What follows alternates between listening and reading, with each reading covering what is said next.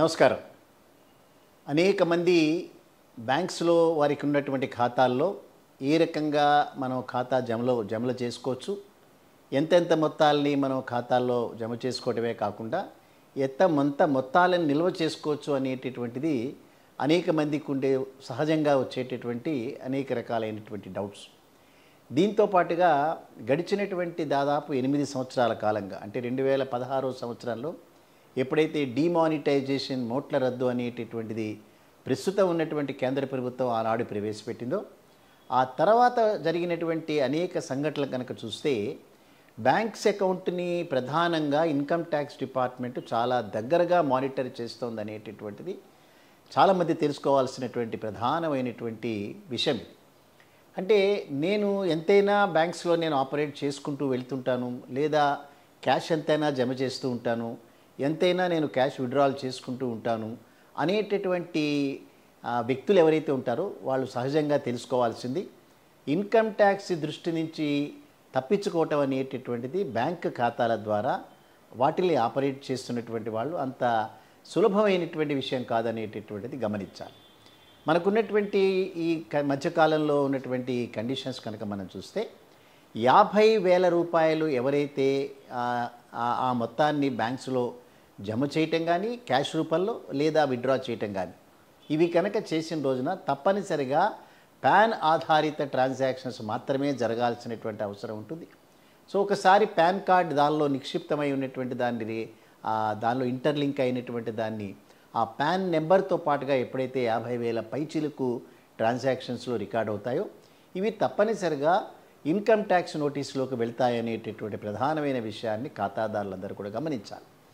దానితో పాటుగా హెచ్చు మొత్తాల్లో, అంటే 10 లక్షల రూపాయల క్యాష్ కనుక విత్డ్రా మొత్తం సంవత్సరం మొత్తంలో 10 lakhs రూపీస్ వరకు వారు విత్డ్రా చేసిన, 10 lakhs రూపీస్ వరకు జమ చేసిన, ఏ బ్యాంకులో అయితే వారి ఖాతాలు ఉంటాయో ఆ బ్యాంకు యాజమాన్యం తప్పనిసరిగా ఇన్కమ్ ట్యాక్స్ దృష్టిలోనికి తీసుకురావాల్సిన ప్రధానమైన బాధ్యత బ్యాంకుల మీదే ఉంటాయి.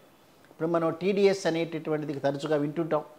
సో ఈ టీడీఎస్ అనేటటువంటిది ఎప్పుడైతే యజమానులే దాన్ని డిడక్ట్ చేసి ఇన్కమ్ ట్యాక్స్ డిపార్ట్మెంట్కి జమ చేయాల్సిన బాధ్యత యాజమాన్యాల మీద ఎట్లా అయితే ఉంటుందో, అదే రకంగా 10 లక్షల రూపాయలు సంవత్సరం మొత్తంలో జరిగినటువంటి క్యాష్ ట్రాన్సాక్షన్స్ ఏవైతే ఉంటాయో వాటిని ఇన్కమ్ ట్యాక్స్ దృష్టిలోకి తీసుకురావాల్సిన బాధ్యత ఆ బ్యాంక్ యాజమాన్యం మీద ఉంటుంది. అందుకని ఎప్పుడైతే ఇన్కమ్ ట్యాక్స్ దృష్టిలోకి వెళ్ళిందో, మీరు రిటర్న్స్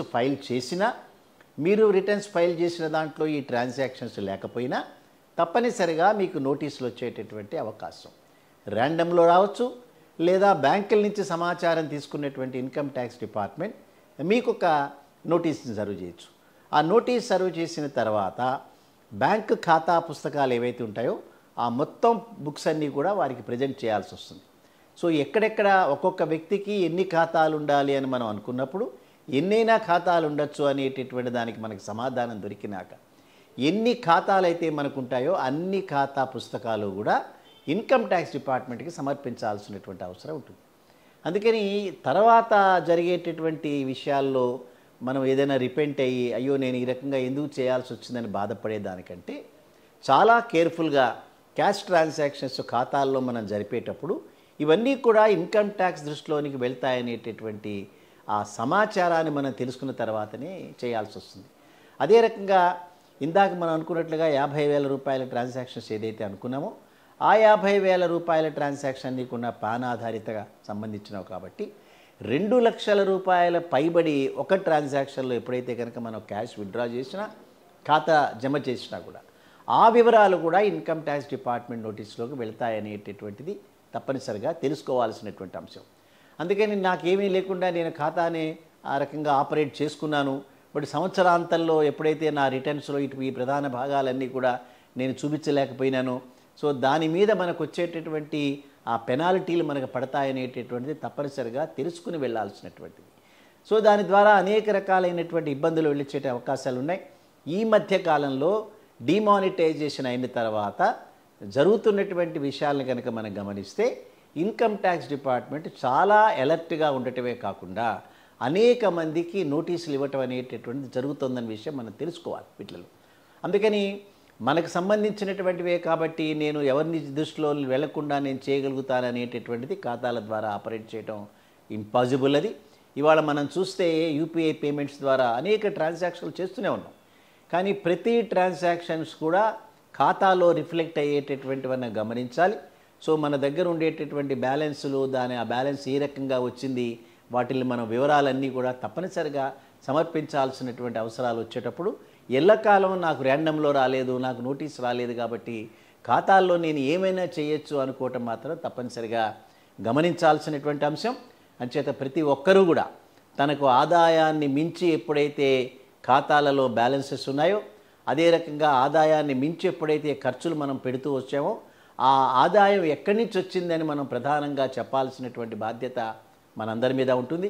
సో అంచేత కేవలం ఇన్కమ్ ట్యాక్స్ డిపార్ట్మెంట్ ఎవరెవరికో పెద్ద వారికి సంబంధించిన వారికే నోటీసులు వస్తాయి, లేదా మనకి ఖాతాలకు సంబంధించి మనం బాధపడాల్సినటువంటి అవసరం లేదు అని ఎవరు కూడా అనుకోవాల్సినటువంటి అవసరం లేదు. సో ఇవన్నీ ముందు జాగ్రత్తగా చెప్పేటటువంటి మాటలు మాత్రమే. అంతేకాని ప్రతి ఒక్కరూ ఏదో దాస్తున్నారనో లేకపోతే ప్రతి ఒక్కరికి దగ్గర ఒక అన్యాయం అక్రమమైన రీతిలో ఆదాయాలు ఉన్నాయని చెప్పడం మన ఉద్దేశం కాదు ఇక్కడ. సో బ్యాంక్ ఖాతాల్లో మనం చేసేటటువంటి ప్రతి ట్రాన్సాక్షను కూడా అది ఇన్కమ్ ట్యాక్స్ డిపార్ట్మెంట్ దృష్టిలోనికి వెళ్ళడానికి అవకాశాలు ఉన్నాయనేటటువంటిది ప్రధానంగా గమనించాలి. ముఖ్యంగా 50,000 రూపాయల నగదు విడ్రా కానీ లేకపోతే నగదు జమ కానీ, అదే రకంగా 2 లక్షల రూపాయల ట్రాన్సాక్షన్స్ కానీ, సంవత్సరం మొత్తంలో 10 లక్షల రూపాయల పైచిలకు ఏవైతే మనం నగదు ట్రాన్సాక్షన్స్ ఏవైతే చేస్తున్నామో ఇవన్నీ కూడా తప్పనిసరిగా లెక్కలు చూపించాల్సినటువంటి బాధ్యత ఆ ఖాతాదారుడి మీద ఉంటుంది. కానీ ఇవన్నీ తెలుసుకున్న తర్వాత మాత్రమే ముందుకెళ్లాల్సిందిగా మేము ఖాతాదారులందరికీ కూడా సలహా చెప్తున్నాం.